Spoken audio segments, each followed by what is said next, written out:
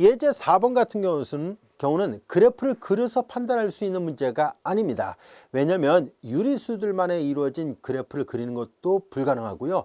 무리수들만으로 이루어진 그래프를 그리는 것도 사실 불가능합니다. 근데 우리는 단지 그냥 형식적으로 우리가 이제 앞으로 이런 문제는 이렇게 점선으로 표시할 거예요. 뭐 유리수들의 집합은 1이다. 무리수들의 집합은 0이다. 이렇게 형식적으로. 사실 이렇게 시각적으로 이렇게 구별할 수 있는 것은 아닙니다. 유리수도 조밀하고 무리수도 조밀하기 때문에 이렇게 듬성듬성 이렇게 점을 찍어서 표현할 수는 없지만 그래도 우리가 이런 문제를 이해하기 쉽게 하기 위해서 앞으로 이렇게 유리수, 무리수는 이렇게 점선으로 표시해서 조금 더 쉽게 이해할 수 있도록 해보겠습니다. 자, 이 문제는 조금 전에 풀었던 예제 3번처럼 그래프가 명확관하게 그려진 것이 아니기 때문에 단순하게 함수가 정의된 식만 가지고 판단을 해보려고 합니다. 그래서 우리가 이렇게 그림을 그려서 판단할 수는 없을지라도 그래도 이 설명지에 옳은 것 틀린 것을 구별할 수는 있다는 것을 알아보려고 합니다. 자, 우선 fx는 유리수일 때 1, 무리수일 때 0. 그러나 gx는 반대로 유리수일 때 0이고 무리수일 때 1로 약속되어 있습니다. 자, 이제 다음 설명 중에서 옳은 것을 구하시라는 얘기예요. 1번 보겠습니다. x가 유리수일 때 g 컴포지트 fx하고 f 컴포지트 gx가 같은가요? 라고 물어봤으니까 좌변과 우변을 각각 따로따로 계산해 보겠습니다. 합수함수는 계산법이 우측부터 계산한다 했으니까 이렇게 계산하고요. 여기도 우측부터 계산하니까 자, 이렇게 계산해 보려고 합니다. 근데 문제에서 x가 유리수라 얘기를 했었죠. 자, 이제 정의를 다시 볼게요.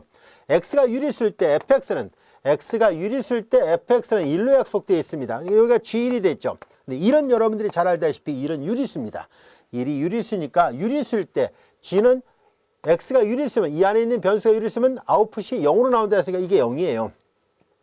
왜냐하면 x1은 유리수이므로 이렇게 됐습니다. 자, 여기 뭐 삼각형을 이렇게 하는 것은 왜냐면이라는 뜻이에요. 이유를 설명한 거고요. 자, 그 다음에 이렇게 표시한 것은 따라서 therefore 이런 뜻이에요. 그래서 이건 왜냐면 이건 따라서 이런 뜻으로 사용하는 수학기호입니다. 자, 이제 마찬가지로 이제 이 우변을 계산합니다. 우변. 자, 이제 여기에서 x가 유리수일 때 앞서 설명했었죠. g는 x가 유리수면 0이라고 얘기를 했었으니까 0 이렇게 됩니다. 자, 0은 유리수예요. 0은 유리수니까 유리수일 때 함수값은 무조건 1로 나온다 했으니까 1. 자, 이렇게 두 개의 결과가 같지 않죠? 그래서 1번 성립하지 않습니다. 자, 이어서 2번을 보도록 하겠습니다. 자, 이번에는 x가 무리수라고 얘기를 했었습니다. 이제 역시 좌변과 우변을 각각 따로따로 계산해 보겠습니다. 합수함수의 정의로부터 우측부터 계산하죠. 그리고 이제 g 컴포지트 f하고 f 컴포지트 g의 결과를 비교를 해 보려고 합니다. x가 무리수라 얘기를 했었죠. 자, 하나하나 계산해 보겠습니다. 자, x가 무리수일 때 fx는 무조건 0으로 나와요. 그래서 이게 0이 됐죠. 0은 유리수라고 얘기를 해서 1뿐만 아니라 0도 유리수예요. 자, 이제 0이 유리수이기 때문에 유리수에 속한다면 그 최종 결과는 0으로 나와야 돼요. 자, 이렇게 됩니다. 자, 이번에 여기 x가 무리수라 얘기를 했었죠. x가 무리수면은 여기 x가 무리수면 g는 1로 나옵니다. 1은 유리수이거든요. f는 유리수일 때는 1로 나온다 했으니까 여기가 1이에요. 서로 결과 같지 않죠? 그래서 2번도 맞지 않다는 것을 알 수 있습니다. 자, 1번도 틀렸고 2번도 틀렸네요. 자, 이어서 3번을 보겠습니다. 3번, x가 유리수일 때 f 컴포지트 f는 f와 같을까요? 라고 물어봤으니까 역시 경우수를 나눠서 살펴보도록 하겠습니다. 자, 3번, f 컴포지트 fx를 계산합니다. 합수함수 우측부터 계산하죠. 자, 이렇게 됐습니다. x가 유리수일 때 f의 정의에서 유리수일 때 여기가 유리수면 1로 약속을 했었죠. 여기가 1이에요. 1은 다시 유리수예요. 유리수일 때 f는 무조건 1이라고 얘기를 했었습니다. 이제 우변 fx를 또 계산합니다. x가 유리수다라고 가정했었으니까 유리수라면 f는 무조건 함수값이 1이 나옵니다. 이 결과와 이 결과가 같기 때문에 3번은 참이네요. 예, 3번이 참이고 1번과 2번은 거짓이었습니다. 자, 이번에는 우리가 배우는 과정이니까 4번도 살펴보겠습니다. 무리수일 때 g 컴포지트 g를 계산합니다. 합수함수 우측부터 계산하죠. 자, 무리수라 얘기를 했었으니까 자, 이제 G는 만약에 이 입력되는 변수가 무리수라면 출력은 1로 나온다라는 뜻이잖아요. 여기가 1이 나오는군요. 근데 1은 유리수거든요. 유리수일 때는 그 출력된 결과는 0으로 나오니까 이게 0이에요. 자, 그 다음에 이제 GX에서 X가 무리수라 얘기를 했잖아요. 무리수일 때. 무리수라면 이건 1로 나옵니다. 라는 얘기예요. 그래서 여기 1, 이건 0인데 얘가 1이니까 역시 4번도 틀렸습니다. 옳은 명제는 3번 하나뿐입니다. 자, 이런 문제는 그림을 그려서는 판단할 수는 없을지라도 보다시피 이렇게 하나하나 논리적으로 따져보면 구별이 가능하기도 합니다. 그래서 예제 3번처럼 그래프를 보고서 판단할 문제도 있지만 예제 4번처럼 정의를 이용해서 그대로 문제에서 주어졌던 정의를 이용해서 판단해야 되는 경우도 있습니다. 아시겠죠?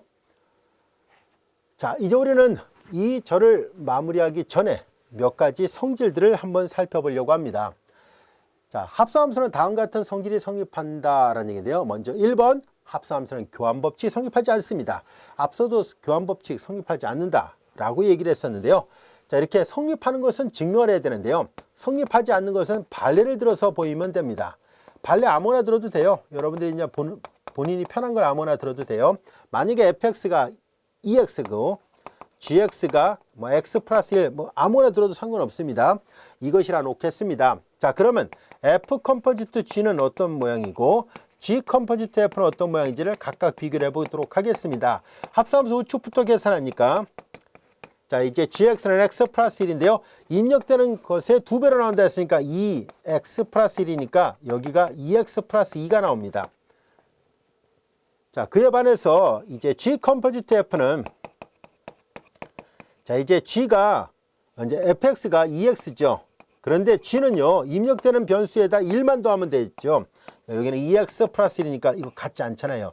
얘는 2x 플러스 2고 얘는 2x 플러스 1이니까 두 개가 일치하지 않습니다. 이렇게 성립하지 않는 것은 수학에서 이렇게 카운터 이기젠플이라 하죠. 발례를 들어서 설명하면 충분합니다. 그래서 1번은 항상 성립하지 않는다는 것을 알 수 있습니다. 자, 이어서 2번을 보겠습니다. 결합법칙은 성립합니다라는 얘기인데요. 자, 결합법칙은 항상 성립합니다. 교환은 안 될지라도 결합은 성립한다는 것을 보이려고 합니다. 좌변, 우변을 각각 따로따로 계산해서 두 개의 결과가 일치한다는 것을 보이도록 하겠습니다. 자, 여기 오른쪽에다 x를 합성함수의 정역 안에 있는 원소를 x라 놓겠습니다. 자, 이제 그러면 얘네들은 이 컴포지트의 정의로부터 이런 모양이 된다는 것을 이미 앞에서 배웠었죠. 자, 그리고 이제 h, 자, 그리고 이제 요것도 우측부터 계산한다는 것을 이미 알고 있잖아요. 그래서 g 이렇게 될 것이고요. 자, 얘도 다시 한번 잘 살펴본다면은 이 합성함수는 g 컴포지트 f는 이런 식으로 되잖아요. 이렇게. 자, 이제 좌변을 계산한 것이 이거고요. 우변 똑같이 계산합니다. h 컴포지트 g를 그리고 f예요. 역시 이 합성함수의 정의 안에 있는 원소를 x라 한다면은 이제 자, 이제 합성함수의 정의로부터 우측부터 먼저 계산하죠. 근데 여기 컴포지트의 정의로부터 h, g, f 이렇게 됐잖아요. 결과적으로 1번의 우변과 2번의 우변이 같아요. f, g, h 순서로 되어 있습니다. 따라서 정의 안에 있는 모든 x에 대해서 이 두 개는 같을 수밖에 없구나 라는 것을 알 수 있습니다. 증명이 됐습니다. 자, 이어서 3번을 보겠습니다. i는 아이덴티티의 약자를 쓴 겁니다. 아이덴티티 약자를 써서 i라 쓴 것 뿐이에요. 자, 이제 3번. 자, 이제 f 컴포지트 i x인데요. 합성함수는 우측부터 계산하니까 ix예요. 자, 이제 이 i는 아이덴티티 항등함수니까 입력되는 변수가 그대로 출력이 돼서 나옵니다. 그래서 이거 그대로 x가 나와요. 인풋 아웃풋이 똑같다는 얘기예요. 그것이 항등함수의 뜻이에요.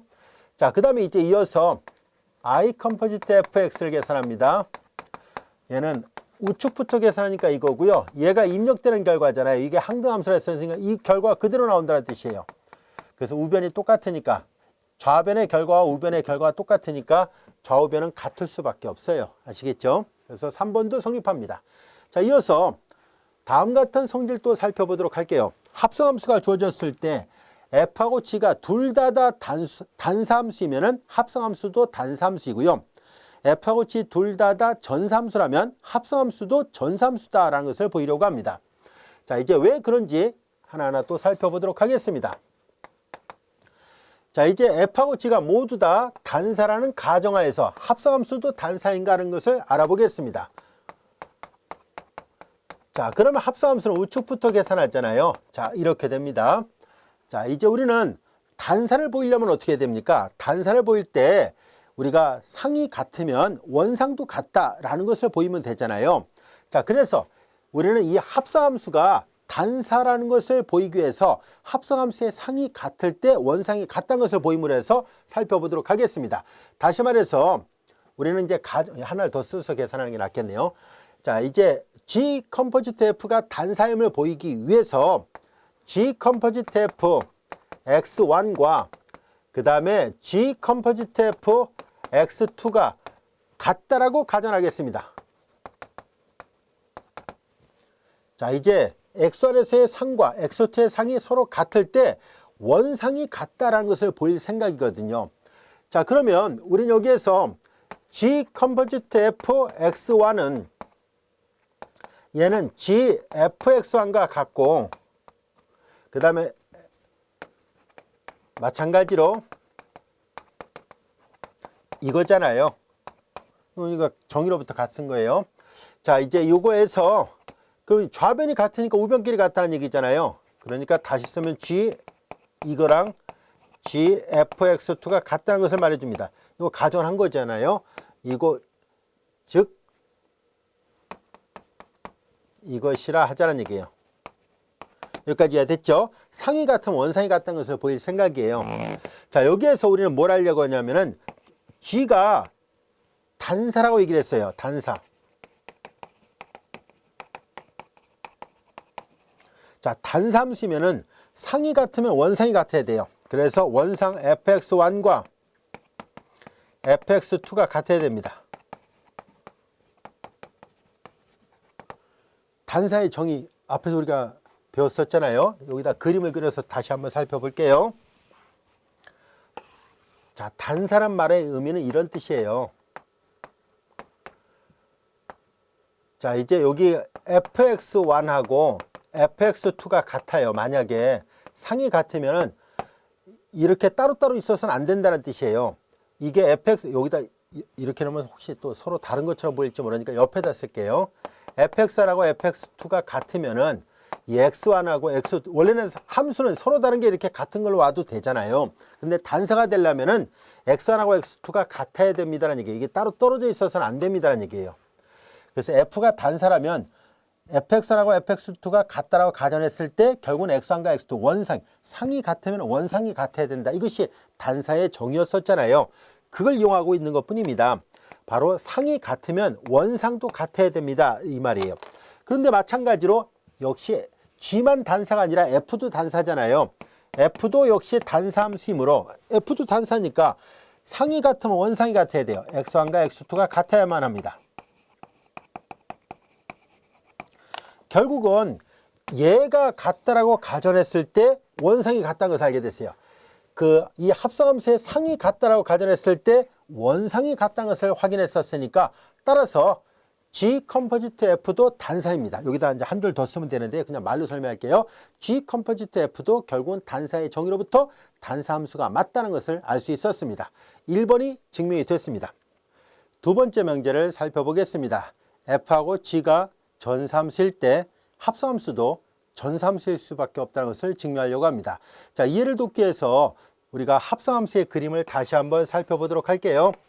그리고 이제 간단한 그림만 그려서 설명해 볼게요. x, y로 보내지는 함수 f가 있고요. y에서 z로 보내지는 함수 g가 있을 때 이 안의 원소 x에 대해서 이 대응하는 원소 y는 이제 f에 하는 x의 상이었죠. 그리고 y를 g에 의해서 상을 보내면은 대응하는 원소가 z가 있었다는 것을 살펴봤었고요. 합성함수는 보다시피 g 컴포지트 f x가 자연스럽게 이 z랑 대응되는 것을 말합니다. 왜냐하면 이 y는 곧 fx였으니까 gfx였었잖아요.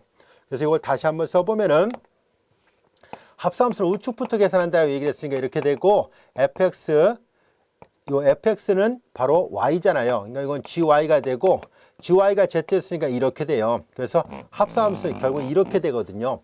자, 이제 우리는 F하고 G가 모두 전사였을 때 이 합성함수도 전사일 수밖에 없다는 것을 증명하려고 합니다. 자, 전사를 증명하려면 이 여기가 정역에 해당되고 이쪽이 공역이라 봤을 때 공역 안에 있는 임의원소에 대해서 그 임의원소를 소문자 Z로 놨을 때요. 이제 Z 안에 임의원소 이 그림을 잘 보세요. 원소 소문자 Z에 대하여 자, 이제 뭘 생각하려고 하냐면은 원소를 Z에 대해서 이 G라는 함수가 전사함수라 얘기를 했잖아요. 가정에 의하면은 전사함수이므로 그러면 이 그림을 잘 보세요. 이 Z에 대해서 당연히 이 등호를 만족하는 Y가 이 G의 정역 안에 존재해야 됩니다. 그래서 이 등호를 만족하는 Z는 이퀄 GY가 되는 Y가 분명히 존재한다는 것을 알 수 있습니다. 또한 문제의 가정에 F도 전사라 얘기를 했었잖아요. F가 전사함수이므로 그러면 이 안에 있는 원소 Y에 대해서 F가 전사함수니까 정역 안에 대응하는 원소 X가 반드시 존재해야만 합니다. 그래서 저 그림을 보면 알 수 있듯이 Y 콜 fx가 되는 x가 반드시 존재한다는 것을 알 수 있습니다. 자, 따라서 우리는 다음 같은 것을 생각해 볼 수 있습니다. 이 z에 대해서 이 식을 잘 보세요. z에 대해서 gy가 되고 또한 y에 대해서 fx가 되는, 그래서 이것이 g 컴포지트 fx, 이건 같은 말이잖아요. 따라서 이것을 만족하는, 이 등호를 만족하는 x가 존재하거든요. 근데 이 z는 임의로 선택한 원소예요. 그런데 이 등호를 만족하는 x가 존재하니까 이 말은 곧 g 컴포지트 f도 역시 전사함수다라는 것을 알 수 있습니다. 그래서 이제 합성함수는 이런 성질을 갖고 있습니다. 각각이 단사함수이면 합성함수도 단사함수이고 각각이 전사함수이면 합성함수도 전사함수입니다. 이해할 수 있겠죠? 자, 이것으로 1장 2절 합성함수에 대해서 우리가 학습을 했고요. 이어서 1장 3절 역함수에 대해서 공부하도록 하겠습니다.